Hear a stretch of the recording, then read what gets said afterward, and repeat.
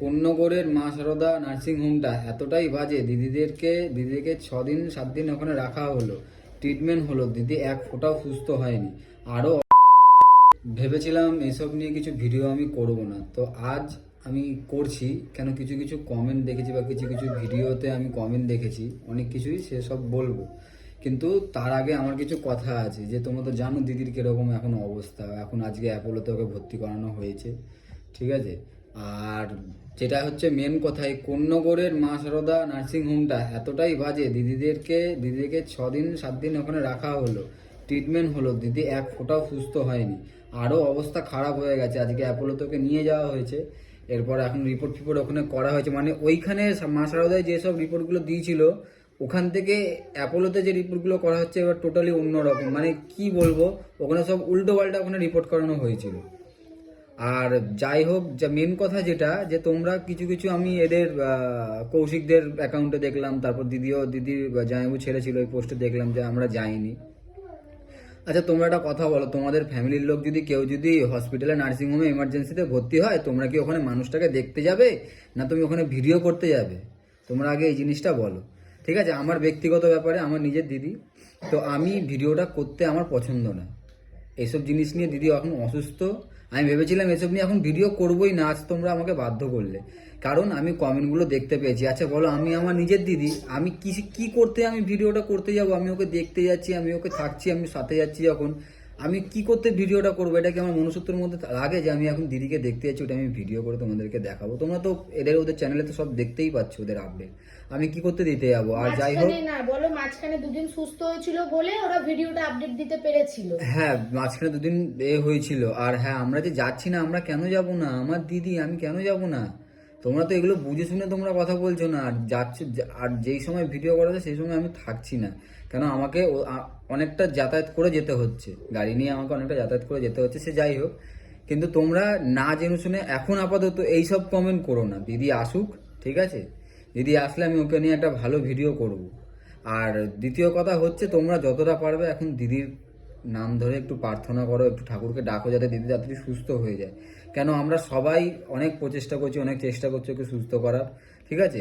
কদিন ধরে অনেক আমার দিদি লড়েছে, অনেক লড়েছে, অনেক অনেক লড়েছে। মানে এরকম লড়া আমি আজ পর্যন্ত ওকে দেখিনি, এতটা বাজেভাবে শরীর খারাপ হতে, ঠিক আছে। এতটা বাজেভাবে ও কোনোদিনও হসপিটালে থাকিনি। খুব জোরসে জোর 1 দিন, 2 দিন, 3 দিন, এর বেশি ও হসপিটাল। আজ ও 8-9 দিন হয়ে গেল ও পুরো হসপিটালের দিন কাটাচ্ছে। দিদিটা আমার হাত পাত ফুলে গেছে, কাজ যে বলে থাকতে পারছি না, কিন্তু কিছু করার নেই, ও তো সুস্থ এখন হচ্ছে না। আর যাই হোক, এখন সবাই মিলে ওকে অ্যাপোলোতে ভর্তি করা হয়েছে, আশা করছি ওখানে ঠিক হয়ে যাবে, ঠিক আছে। ওকে ওখানে বেশি দিন রাখবেও না, 2-3 দিনের মধ্যে পাঠিয়ে দেবে। দিদিটা আমার ঘরে আসুক, সুস্থ হোক। দিদি যেদিন আসবে সেদিনকেই ওখানেই আমরা থাকবো সবাই। আর তোমরা প্লিজ এরকম কেউ কমেন্ট করো না, যাতে আমার ইগোতে লাগে। দেখো এই জিনিসগুলো কিন্তু খুবই বাজে। তোমরা কিন্তু ব্যক্তিগত জিনিসটাকে তোমরা সোশ্যাল মিডিয়াতে, আমি আমার ব্যক্তিগত জিনিসটাকে সোশ্যাল মিডিয়াতে আনতে পছন্দ করি না, সব কিছুটা, ঠিক আছে।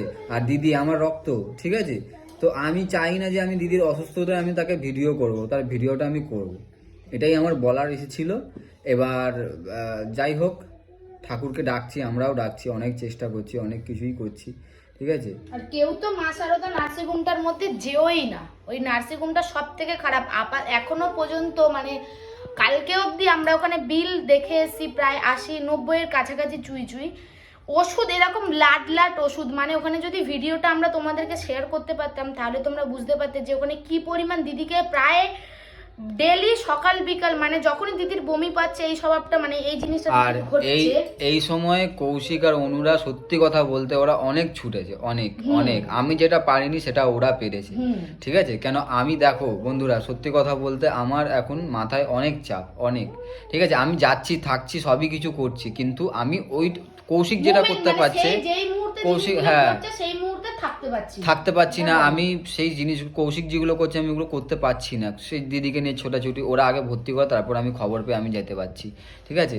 আমাকে কাজটা আমাকে আগে বজায় রাখতেই হবে। তোমরা হয়তো আমি কথাগুলো এখন বলতে চাইও না, ঠিক আছে, আমি জানাতেও চাই না, কিন্তু আমার যা চাপ আছে আমিই জানি, আমার কাজে না গেলে হবে না, তার মধ্যেও সবটা সামলাচ্ছি, ঠিক আছে। তো প্লিজ তোমরা এসব কেউ এই ভিডিওটা দেখে কেউ আবার কোনো বাজে মন্তব্য করো না, মন মেজাজ সবার খারাপ। পারলে ঠাকুরের কাছে আমার দিদির নামে পুজো দাও, ঠিক আছে, যাতে আমার দিদিটা সুস্থ হয়ে যাক, এটাই আমি তোমাদের কাছে প্রার্থনা করছি। তোমরা প্লিজ এটা কিন্তু করো, ঠিক আছে? আর বাজে কমেন্ট কেউ প্লিজ করো না। সবাই ঠাকুরকে প্রে করে যাতে আমার দিদিটা তাড়াতাড়ি সুস্থ হয়ে বাড়ি আসুক। বাড়ি আসলে অনেক মজা হবে, অনেক।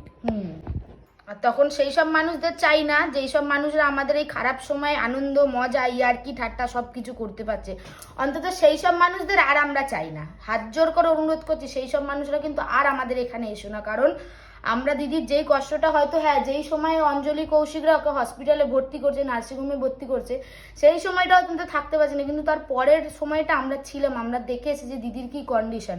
তোমরা অনেকেই কমেন্ট করছো, আর দুদিন মাঝখানে ভালো ছিল দিদি, তার মধ্যে তোমাদের সাথে ওরা ভিডিও শেয়ার করেছে। তোমরা যখন ওদের ভিডিও পেয়েই গেছে, তার জন্য আমরা ভাবিনি যে আমাদেরকেও আবার আলাদা করে ভিডিও তৈরি করতে হবে। তো যার জন্যই আমরা, দেখো আমাদের সবার চ্যানেল কিন্তু বন্ধ, কারোর চ্যানেলে কিন্তু কোনো রকম কোনো আপডেট এখনো পর্যন্ত পাবে না। তো আজকে ওখানে অ্যাপেলোতে ভর্তি করার পর দিদি একটু সুস্থ আছে। আমরা অনেক রকম- কিছুক্ষণ আগে ফোনে কথা বলছিলাম। হ্যাঁ, একটু সুস্থ আছে, মানে ওখানের থেকে অনেকটাই ভালো রয়েছে। আর তোমাদেরকে হাত জোর করে বলছি, কোন্নগরের মা সারদা নার্সিংহোমে কেউ অ্যাডমিট হলো না। সব থেকে বেকার, যদি ওর থেকে ওয়ালস অনেক ভালো, কি হ্যাঁ, ওর থেকে ওয়ালস অনেক ভালো, অনেক, মানে মানুষকে অন্তত ওখানকার দাঁড় করিয়ে দেয়। মানুষকে অন্তত দাঁড় করিয়ে দেয়, কিন্তু ওখানে কেউ যেন আপাতত, ওখানে কালকে অবধি আমরা বিল দেখে এসেছি প্রায় 90-এর কাছাকাছি, মানে মানে আজকে অ্যাডমিট, যেহেতু ওখান থেকে ডিসচার্জ করে অন্য জায়গায়, তো ওখানে আরো বিল বেড়েছে। তো দিদিদের যেটা ছিল সেটা অন্তত ওখানেই দিয়ে দিয়েছে, এবার অ্যাপেলোতে আরো খরচা। তো যাই হোক, সবাই মিলে আর কি দিয়ে তুই আপাতত দিদিকে দাঁড় করানোর চেষ্টা করছি আমরা। তোমরা ঠাকুরের কাছে একটাই প্রার্থনা করো, দিদি যেন তাড়াতাড়ি সুস্থ হয়ে যায়। প্লিজ কেউ খারাপ কমেন্ট করো না, এখন শুধু ঠাকুরকে ডাকো। আর যেই সব মানুষরা খারাপ মন্তব্য করেছো দিদিকে নিয়ে, দিদি এই করেছে, দিদি সেই করেছে, দিদি ওই করেছে, সেই সব মানুষরা কিন্তু কমেন্টে রিপ্লাই অবশ্যই পাবে, সেই সব মানুষদের উত্তর সবই পাবে, শুধু দিদি একটু সুস্থ হোক।